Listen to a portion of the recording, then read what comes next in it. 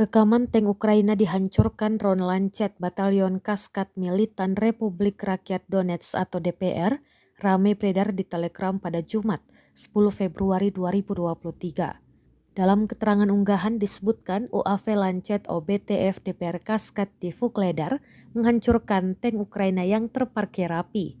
Selain itu, militer Rusia mengatakan Leopards yang dipasok Barat harus bersiap-siap dihancurkan Lancet seperti rekaman ini. Sebelum penyerangan, drone pengintai Rusia telah mendeteksi pergerakan para pasukan dan tank Ukraina. Setelah terparkir, drone Lancet segera beraksi menghajar tank. Di sisi lain, Rusia membombardir Ukraina dengan serangkaian serangan rudal di wilayah Ukraina pada Jumat 10 Februari 2023 kemarin. Beberapa fasilitas infrastruktur penting negara itu terkena serangan, mengakibatkan pemadaman listrik.